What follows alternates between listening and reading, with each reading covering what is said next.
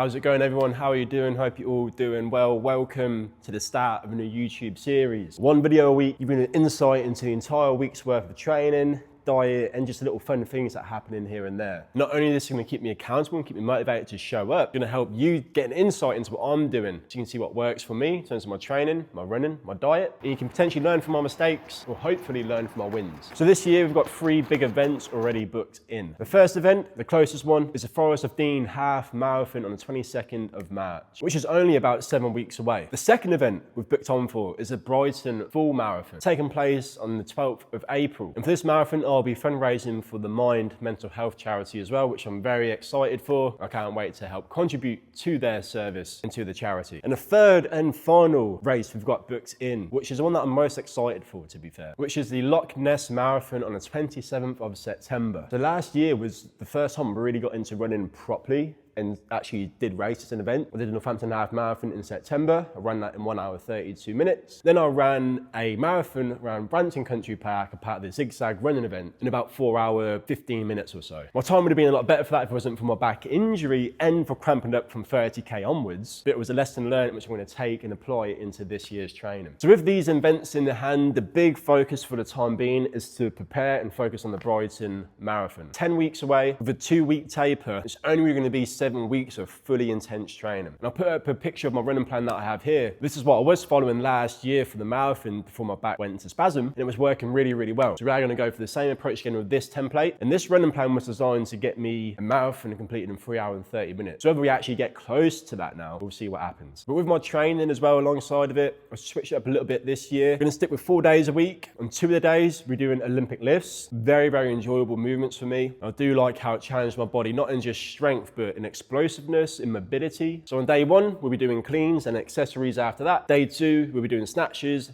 and then accessories after that. Then for day 3 and day 4, which are in no particular order by the way, we focus on a bit of strength work, doing bench press, overhead press, deadlifts, try to keep some muscle mass in the upper body, but also to help the function in the legs and keep a strong core. Now, if you want a full insight into my training over the next 10 weeks, go into the description, click the link, and it'll take you to a blog on my website and you can see it there. On the diet side of things, we're going to be eating 3,200 calories with about 180 grams of protein. We're going to test out this approach for the next few weeks, see how we get on, see how the weight changes, see how your energy feels and the appetite and the recovery and the performance, and see how all that feels. Now for the rest of the video, I'm going to take you through a run and a workout. If you want to show your support for the fundraiser, for the Brighton Marathon, and you want to donate to the Mind charity, head to the description and click the link below, but stay tuned for the rest of the video. Right, so let's get you straight into the montage here. Giving little clips of my warm-up routine. I'll try and talk over it, some goes quite quickly. So it's basically just talking over this and giving you a little insight into what's going on. But my warm-up routine pretty much stays the same 90% of the time. I've my go-to warm-up routine. I aim to do probably maybe looking at 5 to 10 different movements depending on the workout, depending on how I'm feeling. But we're aiming to bring movement into the entire body, especially for the hips, the lower back and the knees.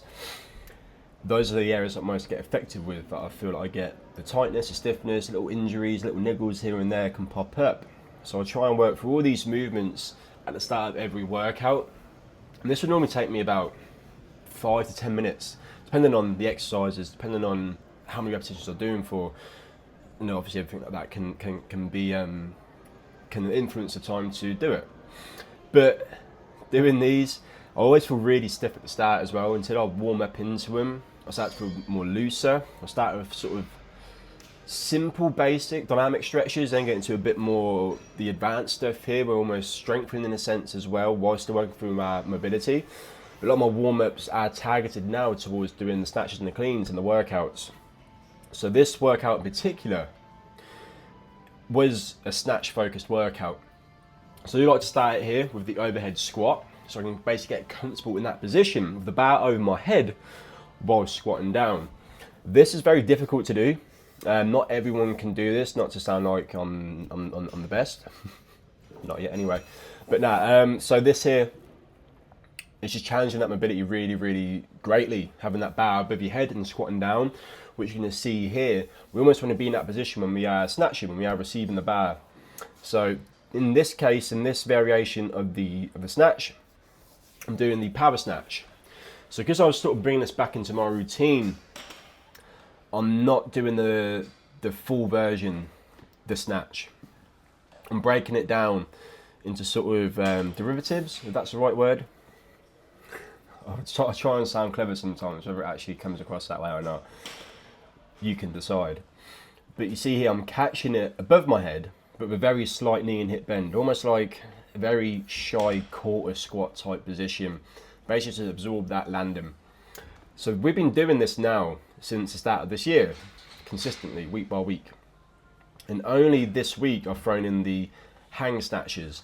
Now in this case, I'm starting from my knees, accelerating upwards, triple extension, and then trying to catch the bar as low as I can in an overhead squat position. You see, some of the reps I'm a bit confident on, and other reps I'm not too confident on. Sometimes I might catch it and then squat my way down, but ideally, with a snatch, we're catching it above our head in that bottom squat position. There've been a lot of information, courses and things like that I've done in the past, strength and conditioning courses, where I've learned a lot about the Olympic lifting. So in this case, one of the things they always sort of said was that the bar is going to be heavy, that you can't just lift it up above your head. You have to use your power for your legs, your triple extension, and receive the bar underneath that bar in overhead squat position. So you're not really overhead squatting the weight down, you're already in that overhead squat position when you actually get from here to here kind of thing. If that's all making sense. Obviously this is like the first YouTube video series that I'm doing of this series. I want to try and keep it relaxed and just natural, authentic kind of thing. So if I mess my words up, which I do a lot, if I mumble, which I do a lot, and if I stutter, which I do every now and then, you just have to forgive me. If you made it through this far, kudos to you, thank you. But it's still going through it. So with the Olympic lifts, one thing I'm doing a lot as well was the body weight exercises, in this case showing off the wide grip pull-ups and the chin-ups. And then also two other movements that I am including in this sort of block here is the deadlift. Now I typically would always use a switch grip or straps to do the deadlift. But in this case, because I'm not trying to overload the weight too much, I don't want to fry myself too much whilst I'm doing my running alongside this as well. I'm just opting for a double overhand grip. So this is challenging my grip massively while there's still a lot more strength left in the tank. This is sort of like really challenging the grip essentially, especially with 10 reps. It was a good challenge. Then here, we won the bench press doing this as well. Then worked up to 85 kg for 10 reps here, 110 kg on the deadlifts prior to this. So we've got like those two Olympic lifting days, like I was saying earlier, and then we've got 2 other days where we're trying to just get some strength on the go essentially. I'm really trying to take a different approach again this year with my training, with my parent of my marathon training. Obviously in the future videos there'll be a lot more information being given about it and give you a little insight into what is going on. But obviously don't forget to hit the link in the description to check out my blog. Whereas now we're going to head into the run and then we'll see you shortly.